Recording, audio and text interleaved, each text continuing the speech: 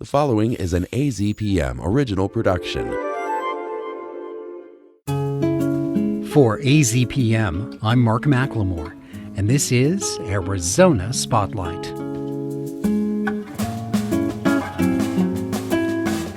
Coming up, the latest on the fatal hit-and-run accident that took the lives of 3 U of A students. How can Southern Arizonans cope with severe cuts to the Supplemental Nutrition Assistance Program? The legendary William Shatner returns to Tucson, bringing a new look at the Wrath of Khan. And remembering Diane Ladd. Those stories are next on Arizona Spotlight. The University of Arizona community is still reeling from a tragedy that occurred on Thursday, October 30th. Laura Holansky reports. 3 U of A students were struck and killed a few blocks away from campus last Thursday. 21-year-old Sofia Akimi Chotur, her partner 22-year-old Josiah Patrick Santos, and 21-year-old Katia Rosaura Castillo Mendoza were victims of a hit-and-run accident while crossing a marked crosswalk at North Euclid Street and East 2nd Street. The intersection has been the site of 3 prior accidents involving pedestrians. Tucson police said the alleged suspect, 19-year-old Luis John Artol, also a UA student, was speeding with his 2019 Porsche Boxster while impaired by alcohol and or drugs. Artol fled the scene after the incident. Santos's mother wrote, quote, "My beautiful son Josiah and girlfriend Sophia were taken from us far too soon. They were young, full of life, love, and promise, ready to begin their future together," unquote. The third victim, Katia Rosaura Castillo Mendoza, who had, quote, "big dreams of becoming a lawyer, was a top student with a bright future ahead, known for her compassion, positivity, and drive to make a difference in the world," unquote, has reportedly fulfilled her last wish as an organ donor, saving the lives of 2 people. 2 GoFundMe sites are now available to help the victims' families with funeral and memorial expenses. A memorial was held yesterday at the marked crosswalk the students were crossing last Thursday. The pavement is now covered with messages written in chalk, with flowers and pictures of the victims. While the crosswalk is now lit by a mobile spotlight for increased visibility, an ongoing petition is circulating about installing a high-intensity, activated crosswalk light at the intersection. After 3 days, more than 8,500 people signed the petition. The city of Tucson confirmed that plans for a crosswalk are already moving forward. Mayor Regina Romero said, quote, "A hawk crossing is already planned for the area, and I will be working with Ward 6, students from the University of Arizona, TPD, and nearby Tucson High School so that we can come up with a solution to keep all pedestrians safe. We have the responsibility to keep each other safe," unquote. From Arizona Spotlight, I'm Laura Holansky. How are Southern Arizonans coping with the dynamic changes coming to the Supplemental Nutrition Assistance Program? Next, a look at the increased demand on the community food bank and other places that offer assistance, and what's being done locally in an attempt to remedy this crisis. First, Noor Hagigi reports. While a crowd outside Tucson Food Share last Monday awaited their chance to take groceries home, volunteer Vicki Brookover was forced to do something she never likes to do. A woman was clutching too much food, she said, and preventing others from selecting free groceries. Brookover asked the woman not to return after that night. She told AZPM that the food share can't afford to run out of supply within an afternoon. But neither can Tucsonans who are going without their November food stamps as the government shutdown passes 1 month. I foresee it being far more desperate. And I'm concerned that where we have a lottery system, people may become aggressive trying to get in. Almost 900,000 Arizonans received funding from the Supplemental Nutrition Assistance Program each month this year, from a total of over 41 million people nationwide. The Center on Budget and Policy Priorities estimates that the average monthly benefit per person will be $188 in fiscal year 2026, which began on October 1st. The minimum monthly benefit for households of 1 to 2 is $24. Tucson Food Share is a mutual aid group that was started during the pandemic. It operates on a no-questions-asked system where individuals and families come to pick groceries purchased by the Food Share or donated from local grocery stores. We are a mutual aid society. If we have anything extra, we share it with other agencies and groups. We take stuff to senior homes. We have people who distribute to mobile home parks. They bring stuff to us. We share with them. Brookover told AZPM that Tucson Food Share has seen its demand at least double in the last month and a half. Monday was Deb Peterson's first time visiting the Food Share. She said that she was upset that her SNAP benefits weren't being released. I've gone without food for 2 days now because nobody told me that there was food pantries open. I thought that they were probably all out because so many of us are hungry. It was also Kelly McGuire's first time at Tucson Food Share last Monday, having scrambled for food assistance at local food banks and churches. I've getting turned away every time because they're so busy, so I finally get to one. And then I went to the church on Tucson Boulevard in Fort Lauderdale. They serve a hot meal right now, so I ran and got that on the way here. McGuire said that after suffering from health issues, she's been unable to re-enter the workforce and has lost her unemployment benefits. That means that with the One Big Beautiful Bill Act's requirement of at least 80 hours of work per month for SNAP eligibility, McGuire will no longer qualify when the program's funding is reinstated after the shutdown. It's a little bit harder. I'm in customer service. I'm middle-aged and I had a heart attack, so I'm really limited with medical right now. But I'm trying. That's all you can do is just keep going. No one's going to do it for you. For Arizona Spotlight, I'm Noor Hakiki. The origins of the modern SNAP program came out of the Great Depression in the 1930s. It became law in 1964 under President Lyndon Johnson and has received many modifications since. But a government shutdown has now delayed access to food for many recipients, as L.M. Boyd reports. After the Trump administration said that SNAP funding is on pause, a new banner appeared on the U.S. Department of Agriculture's homepage stating that the well has run dry and that Senate Democrats are responsible for the department's decision not to issue benefits beginning November 1st. In response to the funding halt, Arizona Governor Katie Hobbs called on the Trump administration to use the federal government's $6 billion SNAP contingency fund to continue food assistance payments ahead of nearly 1 million Arizonans losing access to food assistance. Arizonans like Clayton Cyrus. Well, it's real hard without the food stamps and all that, and they're hitting all the banks that we can. Cyrus moved to Tucson in April looking for a life change, but hearing that SNAP benefits were in jeopardy left him scrambling. Chris Mays, the state's attorney general, joined dozens of other states in suing the Trump administration, calling the move unnecessary and illegal. Meanwhile, service groups are bracing for the impacts. I am Natalie Jaro, and I'm the president and CEO of the Community Food Bank of Southern Arizona. Jaro began in August after serving food banks in New Orleans and Georgia for 30 years. She sees the food bank as a place where the community comes together to solve an issue. We're just kind of the facilitator of this magnificent generosity. We have been fortunate to be supported by every administration, every party, every group of people. But the USDA has cut off food donations that covered about 25% of the community food bank's supplies in connection with budget cuts rolled out by the Department of Government Efficiency, or DOGE. You know, when I would go to Washington, I could talk to anyone, and they understood the need, and they did what they could to help. But we're in a little bit of an unprecedented situation right now. While the USDA's previous support for the Community Food Bank was a quarter of its donations, programs where the agency supported local farmers through pre-planned purchases were cut, she said. The agency cut 2 federal programs that provided about $1 billion in funding to schools and food banks to buy food directly from local farms, ranchers, and producers.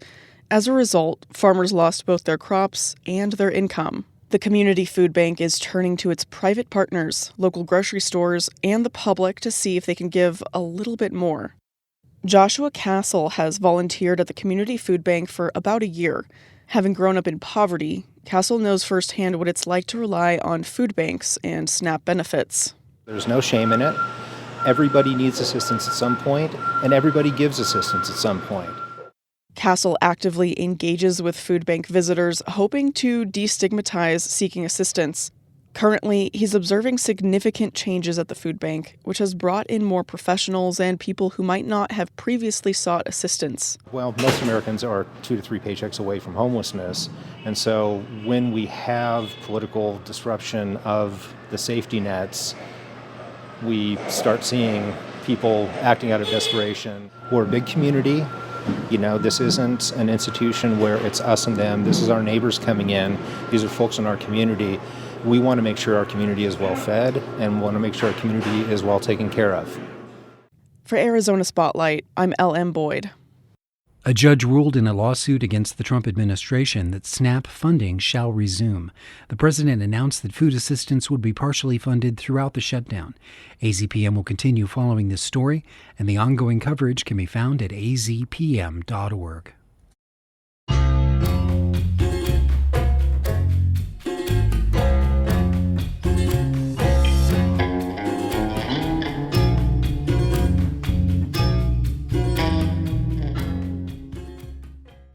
At age 94, William Shatner is not choosing to slow down very much at all. An artist known for acting across all mediums, while also singing and riding his beloved horses, Shatner's unique cultural imprint is one that many can aspire to. In this interview, you'll hear his enthusiasm for trying something new, and I would be foolish if I didn't just let William Shatner tell you all about it. What we'll do is we'll play this refurbished film, polished up sound and color. And it's a beautiful film, very moving film. So you'll see the film on a big screen. And then after the movie is over, I'll come out on stage and answer questions and tell you stories about the making of, or anything. Just talk to you, the audience. And in some instances, get the audience talking to me. And it's a lovely evening in the theater. So you get a film and me live for the price of admission, and it's really a lovely evening in the theater. I urge you to get your ticket and join me in November 12th at the Fox Theater. And my reason for going is I enjoy being in front of an audience.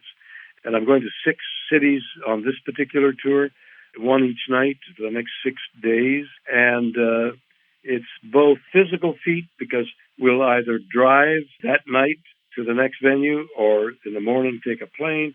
I'd rather drive because the airplanes don't go on schedule as much as we'd like. And it's a tour. And it's not like months tour that my heroes go on, but it's a tour. So I'm part of the group who tours, which is of interest to me. What is a tour like? What happens on a tour? Who gets on a tour? Who does a tour? A 6-day tour is you barely make it to the 6th day, and then you got to rest up for 6 days. Well, I think often the focus when people talk about Wrath of Khan is on Ricardo Montalban resuming his role, about the death of Spock, about Nicholas Meyer and his interesting approach to directing.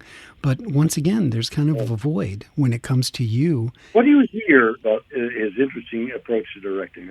You say that, give me an idea what that means. Okay. A key thing is that he wasn't particularly a Star Trek fan before he took on the job, yet he managed to produce a film that many fans regard as the best. The other thing is that he was getting a ton of feedback about Spock can't die. You can't kill Spock in a Star Trek movie. That's not going to work. And he thought, this works for me. And so I'm going to take a chance and I'm going to assume it's going to work for others. And I'm not going to try to second guess, 15 million Star Trek fans. I'm just going to do what I feel creatively is the right thing to do. Similar to yourself, I would say. Well, what's interesting about that, I don't remember hearing that story. I must have, but I don't remember. What's interesting about that is the producers had Spock, I guess it was, put his hand on the doctor. Yes. And to say, remember. And I turned to somebody when I saw that. I said, what does that mean? Because it wasn't written in. And then they also produced a shot at the end of his coffin. That was like the last shot. Yeah. And I kept saying, what's happening? Spock can't die. Nobody told me. And I was in the dark as well. So this is the kind of thing we would discuss on stage. That might be what I might, now that I know that, I would answer along those lines. I didn't know anything until it was explained to me, we're bringing Spock back in defiance of Nicholas's idea. Yeah. And indeed, Star Trek 3, Spock was brought back. Well, there's so much to talk about with you. I saw you speak in Des Moines, Iowa a few years back, and my girlfriend and I went to Riverside, Iowa. And there you are treated like royalty there.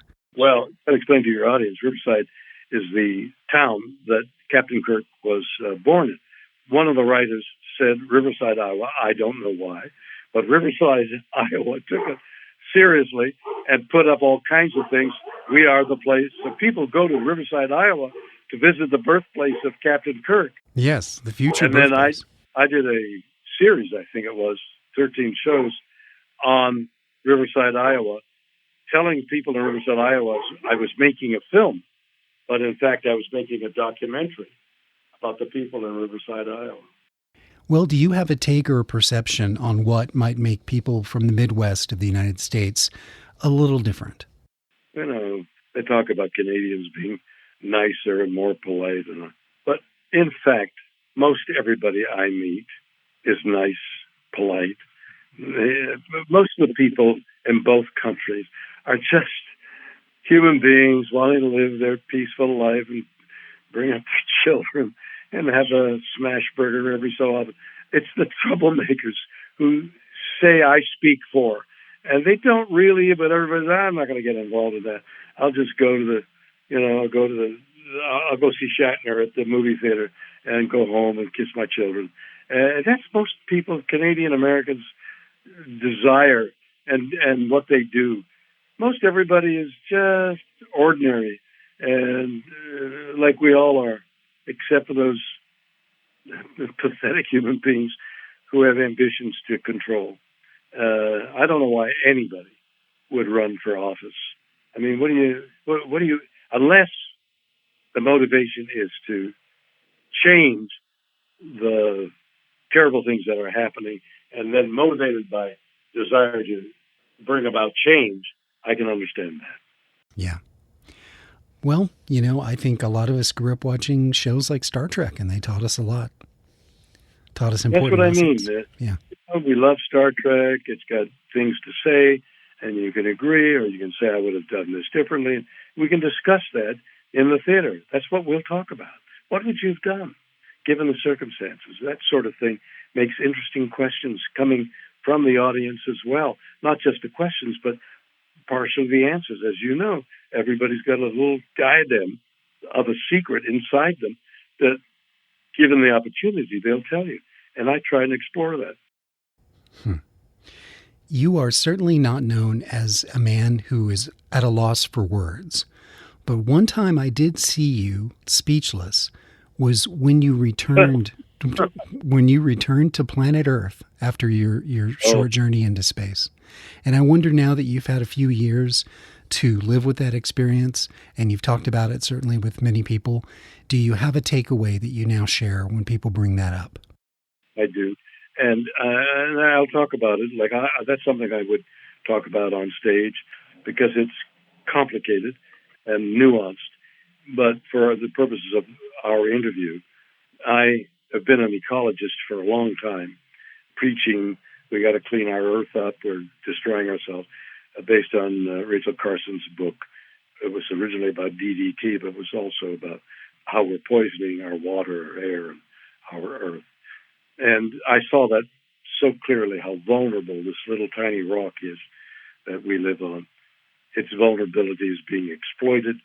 We need to clean all those things up, or it's existential. There have been at least 5 instances where life almost died, and then shortly, in terms of 10,000 years, came back to fullness and detail, and many-faceted life came from almost nothing. It was just a matter of a million years or so. And we're 380 million years old. So if we all should die by our poison and we stop poisoning within a very short time, 10,000 years, nature will renew itself. So the only thing that is existential is humankind. And so if we want to kill ourselves, we just got to continue along the way we're going. Kick the can down the road until the road ends and we'd all die. That's what I thought of when I saw how vulnerable Earth was. William Shatner presents the film Star Trek II: The Wrath of Khan, plus an audience conversation at the Fox Tucson Theater on Wednesday, November 12th at 7 p.m. Early on Monday, November 3rd, news of the passing of Diane Ladd was shared by her daughter, best friend, and frequent creative collaborator, Laura Dern. Ladd was 89 years old. One of her most famous film roles was as Flo in 1974's Alice Doesn't Live Here Anymore, a movie that was shot on location in Tucson. Ladd then came back to town 10 years ago, in 2015, to host a screening of the film with Ellen Burstyn. That gave me a chance to talk to her, and Diane gave me one of the funniest, sharpest interviews I've ever been a part of. In this excerpt from that 2015 interview, Diane Ladd shares some highlights from her time in Tucson. It was great. I worked so hard as an extra that the extra said to me, "Honey, are you an actress or a waitress?" Because I was serving people constantly cold water to keep them cool because it was hot in the restaurant, and they'd have to turn off the air conditioner while we were shooting. And my daughter, Laura Dern, is sitting at the counter. Oh, I didn't notice her. She's like, I don't know how old she is, 8 or 9 or 10, I don't know. But she was at that counter in that scene. And she had to eat for like 8 takes, 8 ice creams. And Marty Scorsese said, "Diane, your daughter's going to be an actress." She ate 8 ice creams without getting sick.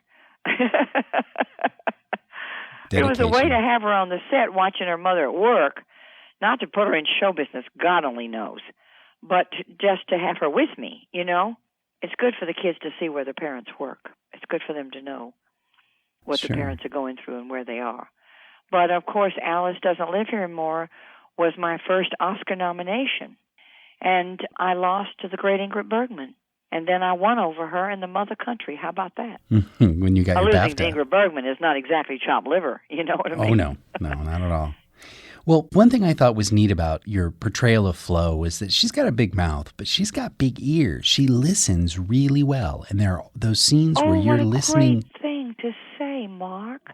Wow, I just taught a class for UCLA.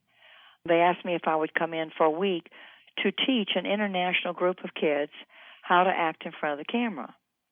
And it was interesting because I told them that the most important key to acting, which can help them in life, whether they decide to be a professional actor or not, is to be a good listener. You cannot be a great actor without being a good listener. In the scene where you and Ellen Burstyn retired to the bathroom to talk about her situation, you are her audience in that scene. It was like you were supporting her as an actor, but also supporting her in character, Right, I was. And I want you to send her a note reminding her of that. I'm supposed to talk to her next week. I thought I might ask you also of anything else that you might want to tell me about Ellen before I talk to her. No, I'll let her speak for herself, except that we were doing research, and she had just done The Exorcist and said it was kind of a scary experience. And I had a little ring on my finger with a cross on it. And so we went out doing research, she and I and Vic Tayback and Valerie Curtin. And we went to 4 different places. They were nightclubs, usually at night, where waitresses were serving. Just studying waitresses and chefs and people, for the movie, doing our own research. We said to the waitress, "Shall we have a drink?" We said, "What is a rattlesnake cocktail?" Okay, we'll try one to find out what they're serving in Arizona. So I had mine, and I said, I don't think they put any alcohol at all in here. This tastes like soda pop. I was very thirsty because it was very hot and dry in the desert. So I said, okay. I said, I'll have a second one. I had a second one, and I still said, boy, I don't think they put any alcohol in there. And Ellen said, I wish that they would play Hey Jude for me up there. The band would play Hey Jude. Now, I had sang with a band in New Orleans at age 16. And so I said, oh, you want them to play Hey Jude? I'll get them to play Hey Jude. I'll sing it for you, Ellen. I got up. I went up to the band and said, when they broke, and I said, excuse me, could you play Hey Jude and I could sing it for you? So I sang it. When I got through singing it, I said, excuse me, could you play Hey Jude for Ellen? I didn't remember that I had sang it. And I sang it a second time. And I was about to sing it a third time when Vic and Ellen are giving me a high sign. Come on back, Diane. Come here. So I went back to the table, and I sat down. I said, can you believe how rude they were? They wouldn't even play Hey Jude for you. So my warning is, when in Arizona, be careful with those name cocktails. Because I didn't even taste the alcohol, and that one had knocked me for a loop. So much so that Ellen said, oh, I'm so nervous after doing the exorcism. She said, oh, what a beautiful ring that is you have with a cross on it. I said, oh, you want it? Hey, I'll give this to you to protect you. And the next morning I woke up and I thought, my God, what happened? I gave my ring away. And I went to Ellen and I said, Ellen, you know about my ring? Oh, yes, she said, thank you. I love it so much. So I didn't have the guts to ask for my ring back. So again, watch out. If you're going to go do research, be careful about those desert cocktails. Yeah, but I truly loved working for Martin Scorsese. And I was so glad that he chose me to create the role of Flo. It brought me a lot of good in my life. It started my career. I have to tell you that last year I interviewed Bruce Dern. He came here for a special showing of Nebraska. Now, I know that actor. I have worked with him, and that is one great actor. You know a lot more about Bruce Dern than I do, but I was so impressed with his memory. Every detail. Yeah, he's got a photographic memory. Every name, every date, what direction he was facing, how many miles to the point 3 it was from one place to another. Incredible memory.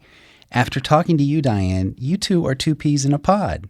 You have the same kind of excellent recall. Think about, naming the cameraman that did the handheld work in Alice.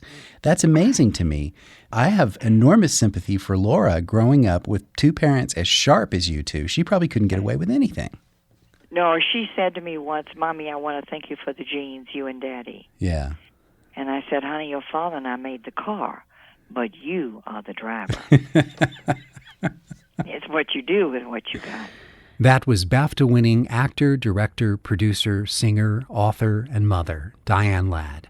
She passed away on Monday of this week at age 89.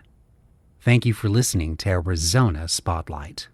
This show is a production of AZPM. The production engineer is Jim Blackwood. I'm producer and host Mark McLemore.